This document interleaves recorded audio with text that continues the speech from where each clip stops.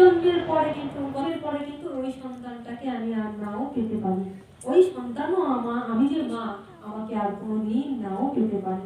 তাহলে আমার যদি প্রকৃত কিছু দিতে হয়, আমি যেন ওই ধনটা তাকে দিয়ে যেতে পারি। কি? কৃষ্ণ ধন, কৃষ্ণ প্রেম ধন। বল রে হরি বল, বল রে হরি বল, তোরা বল রে হরি বল, বল রে হরি বল। হরে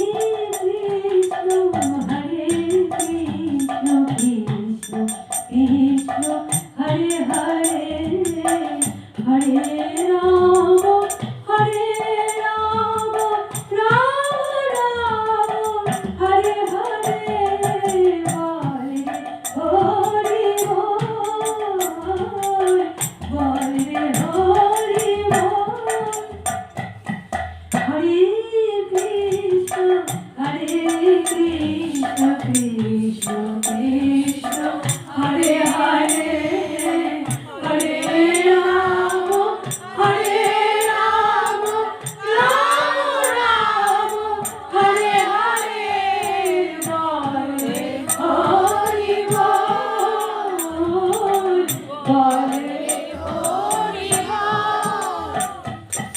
হরে কৃষ্ণ কৃষ্ণ কৃষ্ণ হরে হরে, হরে রাম হরে রাম রাম রাম হরে হরে, বল রে হরি বল, বল রে হরি বল। হরে কৃষ্ণ কৃষ্ণ কৃষ্ণ হরে হরে, হরে রাম রাম রাম হরে হরে, হরে কৃষ্ণ কৃষ্ণ কৃষ্ণ হরে হরে, হরে রাম রাম রাম হরে হরে। হরে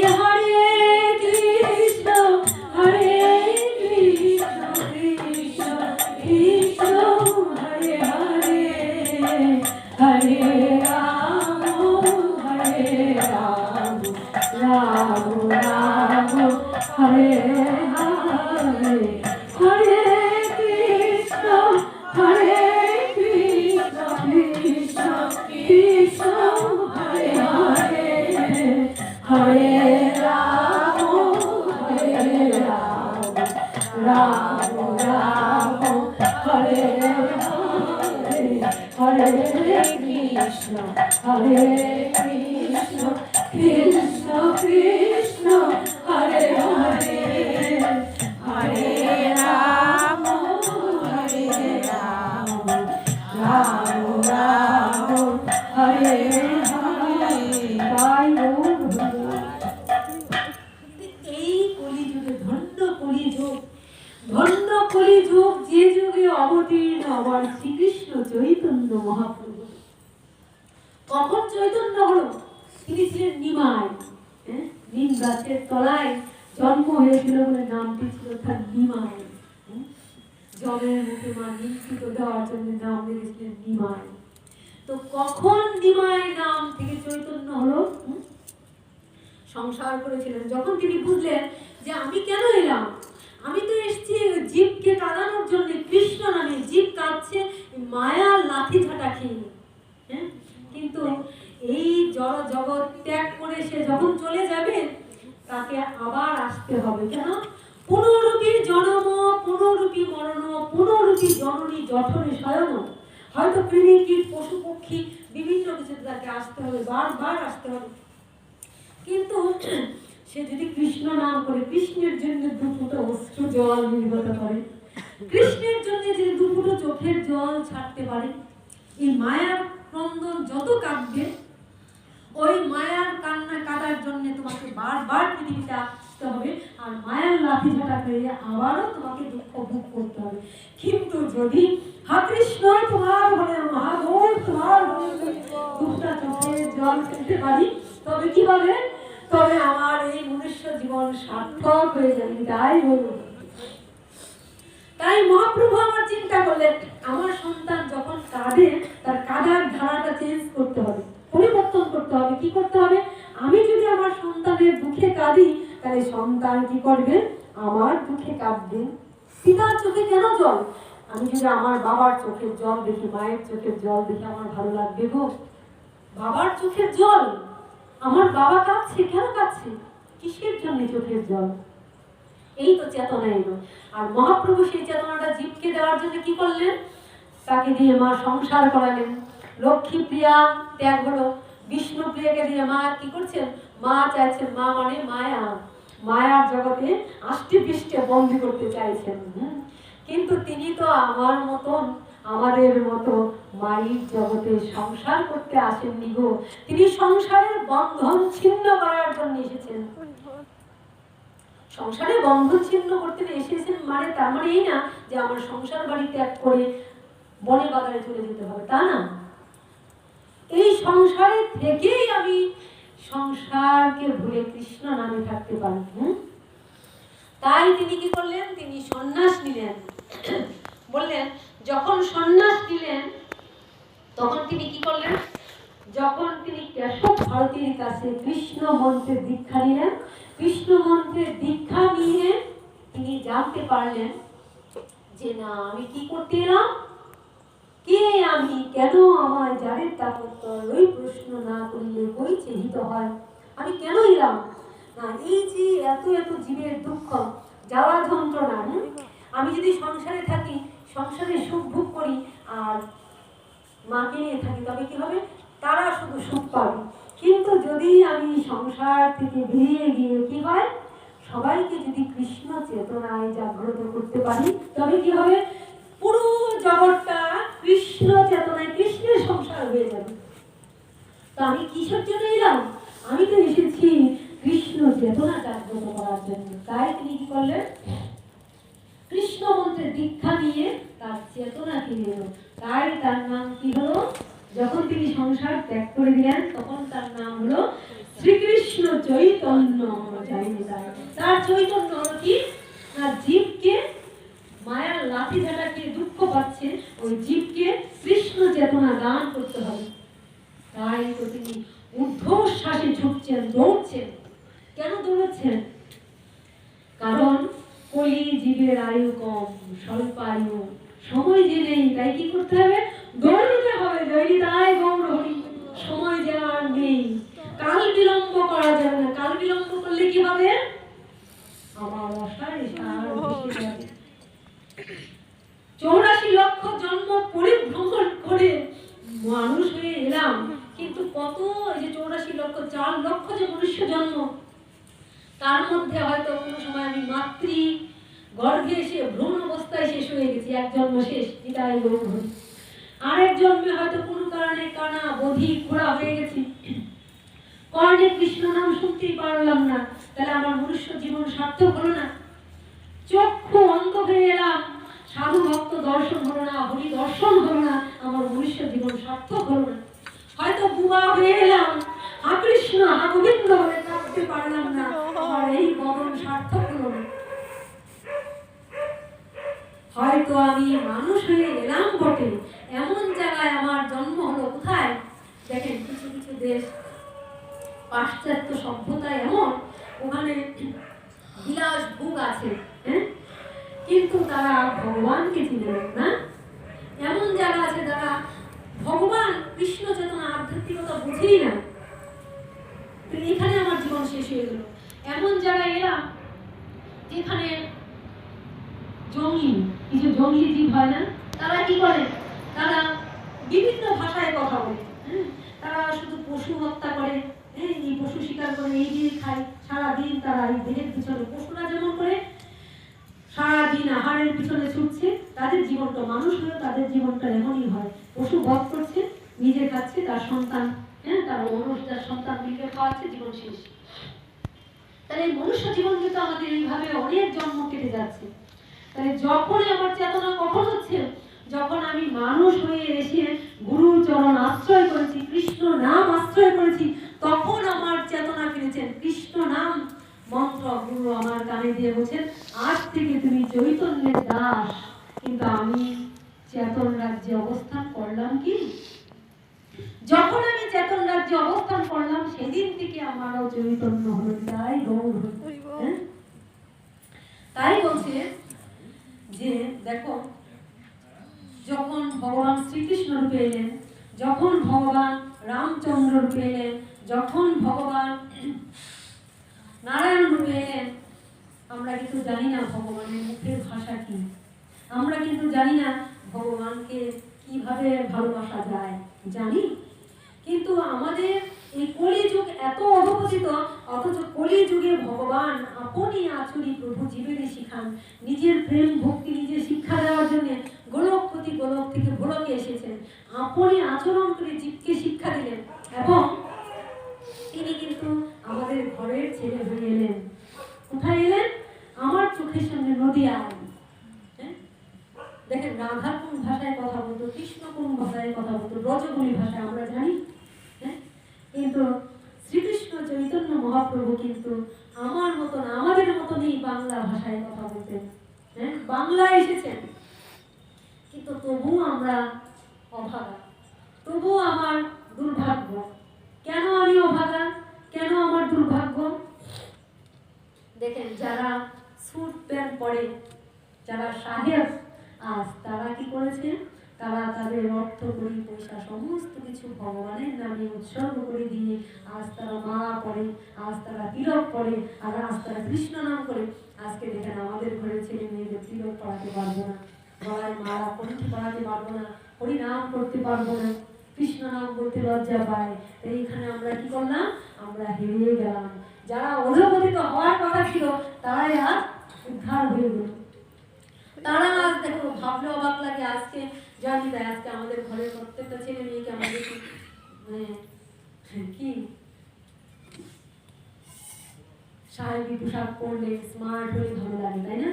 কিন্তু যদি আমার মেয়েটা আজ সুন্দর করে বাঙালি পোশাক পরে, আর যদি সুন্দর করে আমার মেয়েটা তিলক পরে, মালা পরে, হরিনাম করে, ভালো লাগে না। তাহলে ভাগ্য কার ভালো? যারা বেশি অধপতিত হওয়ার কথা ছিল তারাই কিন্তু উদ্ধার হয়ে গেল। আর যারা আমরা হাতে পেলাম, বলে না যে আমরা যদি সহজে কিছু পাই তাকে আমরা মূল্য দিতে জানি না, যাকে আমরা সহজে স্বেচ্ছায় পাই তাকে আমরা কখনো মূল্য দিতে জানি না। আমাদের হাতের কাছে এসে পড়লেন গৌরান্বিতায়, যেচে যেচে সেদে সেদে হরিনাম বিতরণ করলেন, কিন্তু আমরা তা নিতে পারলাম না। তারা নিয়ে ধন্য হয়ে গেল। আজ দেখো, রাস্তায় বেরোলে তাদের নিয়ে আমরা দেখি, দেখে ধন্য ধন্য মনে হয়, আমরা সমালোচনা করি। কিন্তু দেখেন তো, কয়টা বাঙালি, কয়টা ঘরে আমরা তিলক পড়তে, মালা পড়ে, হরিনাম করতে ভালোবাসি। যেমন ধরা ঘরে আসছি, আজকে অন্য কিছু জানি না, অন্য কিছু হলে তো আরো অনেক লোক হয়ে যেত না, কিন্তু ভগবানের কথা হওয়ার জন্য আমরা, ভক্তি আমাদের দুর্ভাগ্য। তো বলছে আমার চেতনাটা ফিরিয়ে দেওয়ার জন্য প্রভু আমার শ্রীকৃষ্ণ চৈতন্য নাম ধারণ করলেন। শ্রীকৃষ্ণ চৈতন্য নাম ধারণ করে কি করলেন? উনি সন্ন্যাস নিলেন, আর দুই হাত উপর দিকে তুলে, দুই হাত উপরে কেন তুলছেন? দুই হাত উপরে তোলার মানে হলো আমি আত্মসমর্পণ করলাম। কেন আত্মসমর্পণ করলাম? আমি কলিজীব, আমি আর মন্দ ভাগ্য, আমার সাধন নাই, আমার ভজন নাই, আমি জপ করতে যাই না, আমার অনেক দোষ। তা আমি কি করব? অন্তত আমি তোমার হলাম প্রভু। তুমি কি করো?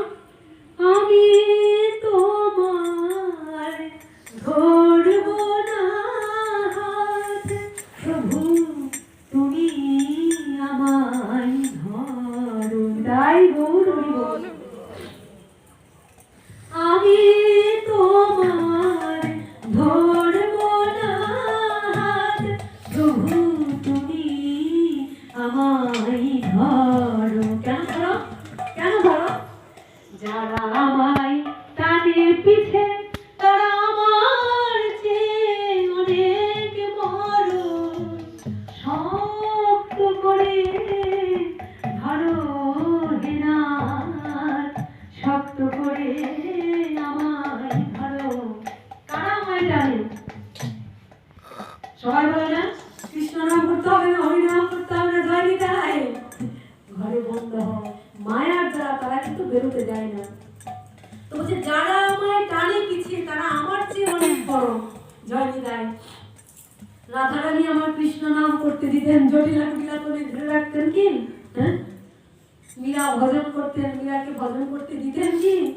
তাই বলছে যারা আমার টানে পিছে তারা যে আমার চেয়ে অনেক বড়, তাই শক্ত করে ধরো হে নাথ, শক্ত করে আমায় ধরো। হাত তুলে দিলাম মানে আত্মসমর্পণ করে দিলাম, প্রভু তুমি আমার হাত দুখানি ধরো। তাহলে হাত তুলতে কিসের লজ্জা? জানি তাই কোনো লজ্জা নেই, হাত দুটা তুলে দিতে হবে। দেখি সবার হাতটা একটু, হৃদয় গৌর হরি বল, হৃদয় গৌর হরি বল।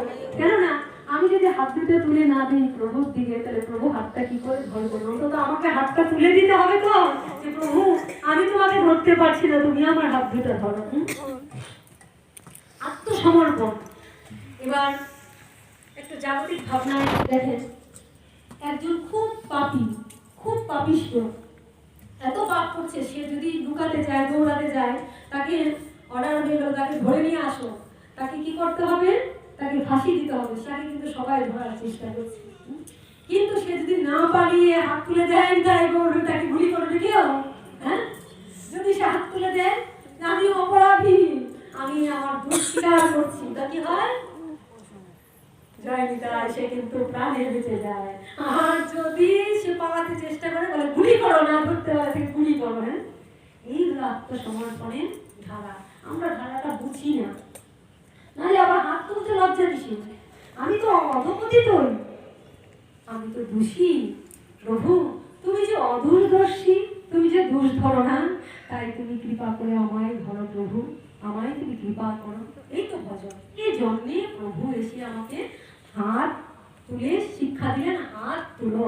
এরই জন্যে তিনি কৃষ্ণ নাম করলেন। বলো, হাতে করো গৃহকর্ম, মুখে বলো হরি, অনায়াসে যাবে তুমি ভব সিন্ধু তরি। হাতে করো গৃহকর্ম, মুখে বলো হরি। মহাপ্রভু আমার সন্ন্যাস নিয়েছেন, কিন্তু আমাদেরকে একবারের জন্য বলেন নাই যে তোমাকে সন্ন্যাস নিতে হবে। সন্ন্যাস মানে সম্মুখ নাশ, আমার চোখের সামনে সব থাকবে, কিন্তু কিছুর প্রতি আমার স্পৃহা নেই, আমার সবকিছু নাশ হয়ে গেছে, ইচ্ছাটা নেই। খেতে হচ্ছে খাচ্ছি, পড়তে হচ্ছে পড়ছি, চলতে হচ্ছে চলছি, কিন্তু কিছুর জন্য আমার ইচ্ছাটা নেই। কিন্তু ইচ্ছাটা কি আছে? কৃষ্ণ নামের ইচ্ছাটা আছে, লোকটা আছে। ইচ্ছাটা কিসে আছে? ওই কৃষ্ণ ভক্তদের সঙ্গ করার ইচ্ছাটা আছে। ইচ্ছাটা কি আছে? সামন ভজন করার ইচ্ছাটা আছে। এই লোকটাকেই ভগবান বাড়াতে বলেছেন, আর কিছু না। তো আজকে অনেকদিন আসলে একসঙ্গে বসা হয় না, ঠিক মনে আপনাদের সঙ্গ পেলাম। আমি মূলত হরি ভজন করা, কৃষ্ণ ভজন করা, হরি কথা বলার ন্যূনতম যোগ্যতা আমার নেই। আমি মূলত আসলে হরি কথা হরি কথা বলতে চেষ্টা করছি।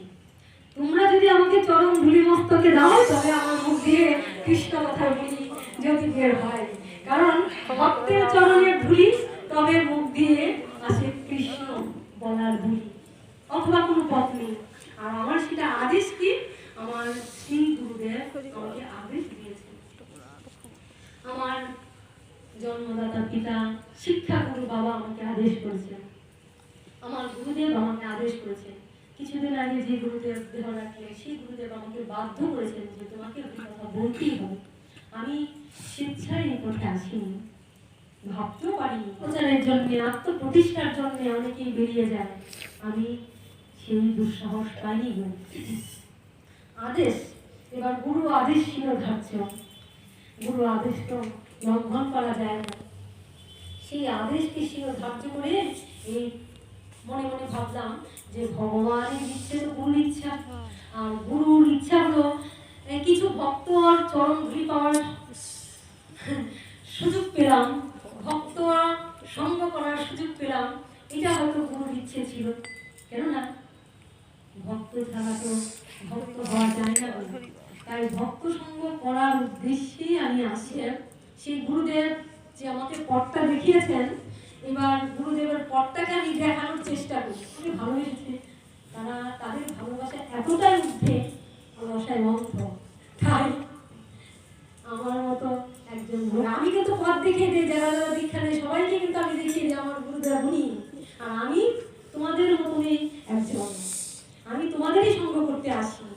আমি তোমাদের মতোই ধুলি পাওয়ার জন্য আসি, তোমাদেরকে দর্শন করে পবিত্র হতে আসি, তোমাদের সঙ্গ করে তোমাদের সঙ্গে তোমাদের সান্নিধ্য লাভ করতে আসি।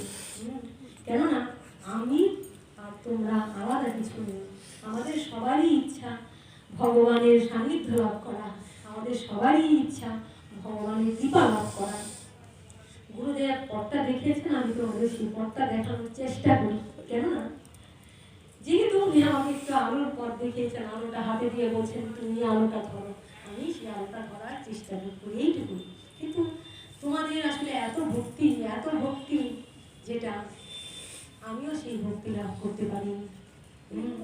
আমিও তোমাদের মতো ভক্তি লাভের জন্য লুভি বলতে পারো। তাই তোমরা যদি কোনা করে আমাকে একটু ভক্তি দাও, যদি আমি একদিন আমার গুরু কৃপায়, তোমাদের মতো ভক্তদের কৃপায় এতটুকু ভক্ত হয়ে উঠতে পারি, আর গুরুর আদেশকে শিরোধার্য করে কৃষ্ণ নাম করতে পারি, যদি গুরুদেবের আদেশকে শিরোধার্য করে গুরুর কথাকে পথের পথ হয়ে করে এই জীবনকে সার্থক করে যেতে পারি, এটুকুই ইচ্ছা। তাই গুরু আদেশকে শিরোধার্য করে তোমাদের ডাককে পথের পথে করে আমি গঙ্গা জলে গঙ্গা পূজা করতে আসি। মুখং করতি বাচলং পঙ্গুং লঙ্ঘয়তি গিরিং যৎকৃপাতমহং বন্দে পরমানন্দ মাধবং। জানি যে মুখ যে কথা বলতে পারে না, যে পঙ্গু, যে হাঁটতে পারে না, সে নাকি গুরু কৃপা পেলে, সে নাকি আমার গোবিন্দের কৃপা পেলে মুখং করতি বাচালং পঙ্গুং লঙ্ঘয়তি গিরিং, সে মুখ, সে অনর্গল কৃষ্ণ কথা বলে। যে পঙ্গু, সে নাকি পাহাড় অতিক্রম করতে পারে। যৎকৃপাতমহং বন্দে পরমানন্দ মাধবং। সেই গুরু কৃপায়, সেই গোবিন্দ কৃপায় সবই সম্ভব। কৃষ্ণ বড় কৃপাময়, এত কৃপাময়, তিনি সর্বত্র আমাদের কৃপা করেই চলছেন, কিন্তু কৃপাটা আমরা নিতে জানি না। কেননা কৃপা শব্দের অর্থ কিছু করে পাওয়ার নাম কৃপা। এই যে কৃপাটা আমরা নিব, আমার পাত্রটা ফুটো, তাই আমরা কৃপাটা নিতে পারি না। গুরু কখনো কাউকে কম কাউকে বেশি কিছু দান করেন না, সমানভাবে দেন। কিন্তু আমার পাত্রটা যদি ফুটো থাকে, ওই পাত্র দিয়ে কি হয়, সব বেরিয়ে যায়, সে 10 টাকা নামান, তাই না? তাই অবশ্যই আমাদের গুরু কৃপাহি কেবলম, গুরু কৃপাহি কেবলম, গুরু কৃপাহি কেবলম। যদিও আমার গুরু চৈতন্যের দাস, তথাপি জানি আমি তাহার প্রকাশ। কি প্রকাশ? গুরু কৃষ্ণের রূপমান শাস্ত্রের প্রমাণে গুরু রূপী কৃষ্ণ কৃপা করেন ভক্তগণ। গীতায় ভগবান শ্রীকৃষ্ণ বলেছেন অর্জুনকে উপলক্ষ করে, কি তেষাং সতত যুক্তানাং ভজতাং প্রীতিপূর্বকং দদামি বুদ্ধিযুবং যেন মাম উপজানতি তে। তেষাং সতত যুক্তানাং, অর্থাৎ সতত যে আমার সঙ্গে যুক্ত থাকে। কিভাবে যুক্ত থাকে? তেষাং সতত যুক্তানাং, আমি কি করে সতত যুক্ত থাকতে পারি? যদি আমি আমার গোবিন্দের চরণে ফুল তুলসী দিই, তাহলে আমি যুক্ত থাকছি। যদি আমি কৃষ্ণ নাম করি, তবে আমি যুক্ত থাকছি। যদি আমি হরিনাম করে যুক্ত থাকছি। যদি আমি ভক্ত সঙ্গে বসে, ভক্ত সঙ্গে কি আমার কথা হয় না? তো ভক্ত সঙ্গে ভগবানের কথাই হয়। তো আমি যদি ভক্ত সঙ্গ করি, তবে আমি ভগবানের সঙ্গে যুক্ত থাকছি। যদি আমি ভাগবত সঙ্গ করি, তবে আমি ভগবানের সঙ্গে যুক্ত থাকছি। তেষাং সতত যুক্তানাং, সতত যুক্ত থাকো আমার সঙ্গে। কি? ওই ভগবানের চরণে ফুল দাও, তুলসী দাও, গুরুর সঙ্গে যুক্ত থাকো, ভক্ত সঙ্গে যুক্ত থাকো, হরি নামের সঙ্গে যুক্ত থাকো। তবে তেষাং সতত যুক্তানাং ভজতাং প্রীতিপূর্বকং, প্রীতির সঙ্গে ভজন করো। কিভাবে ভজন করবো? প্রীতির সহিত। প্রীতিটা কি? আমার সন্তানকে আমি যেমনি ভাবে ভালোবাসি, স্বামীকে যেমনি ভাবে ভালোবাসি, মাকে যেমনি ভাবে ভালোবাসি, বাবাকে যেমনি ভালোবাসি, প্রেম সহ। আমার বাবাকে এখনো খাবার দেওয়া হয়নি, সন্তান এখনো খায়নি, উপবাস আছে, তাকে কেমন ভালোবাসি? সন্তান সারাদিন না খেলে কেমন হয়? ভগবানকে তেমনি ভাবে ভালোবাসো। প্রীতির সহিত ভজতাং প্রীতিপূর্বকম দদামি বুদ্ধিযুগম, তবেই তাকে আমি বুদ্ধিযুগ দান করি। কি বুদ্ধিযুগ? যেন মা উপজান্বিত, আমার কাছ থেকে সে এসেছে, আবার আমার কাছে যে আসবে কি করে, সেই বুদ্ধিযুগটা তবেই আমি তাকে দান করি। ভগবান কি করছেন? তখন আমি তাকে দান করি। কিন্তু আমরা কি করি? আমরা দিবস রজনী আবল তাবল, ওরে দিবস রজনী আবল তাবল, কতই পেশাল পারিতে পারো, ওরে দিবস রজনী আবল তাবল, ওরে দিবস রজনী আবল তাবল, কতই পেশাল পারিতে পারো, ওরে তাহারও ভিতরে কখনো কি অমন্ত্রী আমার গোবিন্দ বলিতে নাই, রসারি সার ভেসে গেল, তুই বললি না শ্রীকৃষ্ণ গোবিন্দ নাম, ওরে মানুষের আকার হইলে কি হয়, তুমি করো ভূতের কাম, ওরে নইলে বদনে কেন বলো না আমার শ্রীকৃষ্ণ গোবিন্দ নাম, মনরে মন কি লাগিয়াই হবে, ওরে এমন জীবনে আমার হরি না ভজিলে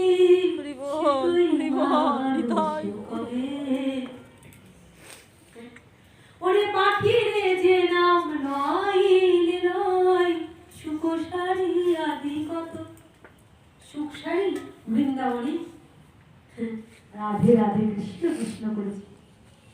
এই তো এই ভক্তের বাড়িতে একটা পাখি ছিল না, তোমরা অনেকে জানো, কৃষ্ণ কৃষ্ণ বলতো, তাই না? পাখিরে যে নাম নইলে নয়, সুখসারি আদি কত, তুমি যে তাহাতে আলস্য করহ, সে হয় কেমন মতো, তুমি যে তাতে আলস্য করছো, অথচ গুণাদিন আমার ভরিয়ে যাচ্ছে গো। এই যে আমার আমি যদি সংসারে থেকো সমস্ত কর্ম করছি, কিন্তু মনটা যদি ভগবানের জন্য তুলে রাখি, একটা নির্দিষ্ট সময় মতো যদি ভগবানের নাম গুণগান করি, ভগবানকে স্মরণ মনন চিন্তন করি, তবে কি আমার গুণাদিন যখন ফুরিয়ে যাবে, এই পৃথিবীর সবাই সন্তান কাছে বসে থাকবে, হাজার হাজার লাখ লাখ কোটি কোটি টাকা বসে কাছে গেলেও আমার কোনো কিছু কাজ হবে না, কিন্তু সেই দিন আমার সব বিফল হবে। কি হবে? আমি যে হরিনাম করলাম, এই কৃষ্ণ নাম করলাম, সাধু সঙ্গ করলাম, ফলে কি হবে? সেই সময় ভগবান প্রতিজ্ঞা করে বলেছেন, নবে ভক্ত প্রদিশ্যতি, আমার ভক্তের বিনাশ নাই, সেই দুঃখের সময় কেউ তোমাকে সান্ত্বনা দিতে পারবে না, কিন্তু সেদিন আমি তোমার বন্ধু রূপে এসে তোমার কাছে দাঁড়াবো, শিরে দাঁড়াবো। যখন মৃত্যু যন্ত্রণায় তুমি ছটফট করবে, দেখেন আমাদের মৃত্যু যন্ত্রণা আমাদের সবাইকেই পেতে হবে, কম বা বেশি, এটা আমরা তো স্বীকার করি। মৃত্যু যন্ত্রণা মানে ভয়ানক কষ্ট। আমরা অনেকে আছি মৃত্যুকে ভুলে থাকতে চাই, কেননা মৃত্যুকে ভুলে যদি না থাকি তাহলে তো সংসার কর্মটা হবে না। কিন্তু আমাদের ভাগবত বলছে, শাস্ত্র বলছে, মৃত্যুকে তুমি বারবার স্মরণ করো, কারণ মৃত্যু যন্ত্রণা এমন, আমার শরীর অসাড় হয়ে যাবে, সমস্ত ইন্দ্রিয়গুলি থাকলেও ইন্দ্রিয়গুলি তখন আর কাজ করবে না, অসাড় আস্তে আস্তে আস্তে আস্তে অসাড় হয়ে যাবে। চোখ থাকা সত্ত্বেও আস্তে আস্তে চোখের মধ্যে, দুই চোখ আমার, সারা দুনিয়া অন্ধকার হয়ে যাবে। হ্যাঁ, আমার মুখ থাকা সত্ত্বেও আমি যা বলতে চাই আমি তা বলতে পারবো না, আমার বাক্য রুদ্ধ হয়ে যাবে। এই সত্যি, চরম সত্যি। তখন কি হবে? তখন এই যে আমি হরিনাম কৃষ্ণ নাম করেছিলাম, তখন মাতৃগর্ভে 7 মাসের সময় ভগবান যেমন দর্শন দিয়ে আমাকে সুখী করেছিলেন, কৃষ্ণ ভক্তের কাছেও ভগবান তেমনি ভাবে এসে দাঁড়াবে, ভয় নাই, আমি আছি, সবাই তোমায় ত্যাগ করলো, আমি যে তোমার সেই বন্ধু। তাই তো আমরা তাকে বলি দীনবন্ধু, দীন মানে অভাগা, দরিদ্র। কে? আমি তো তখন দরিদ্র। আমার সব কিছু থাকা সত্ত্বেও আমি তখন সবচেয়ে অসহায়। পৃথিবীর কেউ আমাকে সেই দুঃখ থেকে নিস্তার দিতে পারবে না। তখন সেই দীনবন্ধু এসে হাত ধরেন, তখন সেই দীনবন্ধু এসে আমার হাত ধরেন, আমার হাতটি ধরে পার করে নেন। তাহলে তাকে ভুলে গেলে কি করে চলবে গো? এই অসার সংসারে এসে আমার পুত্র, আমার সংসার, আমার ঘর, আমার দেহ, আমার পরিজন, সত্যিকার অর্থে সত্য এইটাই, কেউ আমার নয়। হ্যাঁ, তবে কর্তব্য আমাকে ভগবান দিয়েছেন ওদের সঙ্গে। ওদেরকে যেমন আমি সংসারে সুখ দিব, আনন্দ দিব, সম্পত্তি রেখে যাব, ওদেরকে আমি হরিনামের সঙ্গ যুক্ত করবো, এটা আমার কর্তব্য। তাহলে ভগবান আমাকে তখন কি করবেন না, তখন ভগবান আমাকে কৃপা করবেন যে ভয় নাই, আমি আছি। হ্যাঁ, ভগবানের কথা বিশ্রাম দিব, তোমরা সবাই ওটা হবে, তাই না? মজা করছি কিন্তু যাইনি, তাই প্রতিদিনই তো আমরা ঘরে থাকি গো। একটা দিন না হয় ভগবানের জন্য সময় একটু তৃপ্তি দিনই হয় না, কিছুদিন না হয় আমাদের ভগবানের স্থানে বা হরি কথা বলতে। এখন আমরা সবসময় বসতে পারি না, হরি কথা শুনতে পারি না, পারি কি? পারি না। আমরা আজকে একটু আস্বাদন বেশি করেছিলাম কি আত্মচেতনার জন্য। কেননা আমার বাবা বারবার বলে যে আত্মজ্ঞান আগে কাণ্ডজ্ঞান চাই। এগুলি যদি আমরা না বুঝতে পারি তাহলে ভগবানকে আমরা উপলব্ধি করতে পারবো না। আর ভগবানকে উপলব্ধি করতে গেলে আমার এই জগতেও কিছু কর্ম আছে। শুধু টাকা পয়সা গাড়ি বাড়ি রেখে গেলাম না, যদি আমি আমার ছেলেটাকেও মেয়েটাকেও ওদেরকেও একটু ভক্তি পথে এগিয়ে দিতে পারি, সেটাই আমার সার্থকতা।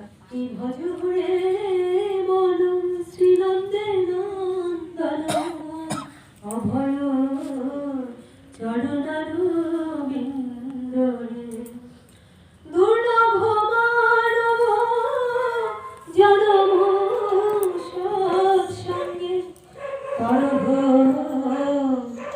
এ ভব সিন্ধুরে এ ধন যৌবন পুত্র পরিজন মনরে মনরে আমার ধন যৌবন পুত্র পরিজন ইথে কি আছে বড় পৃথিবী কমল জল দল জীবন দল মল ভজ হরি পদ নীতি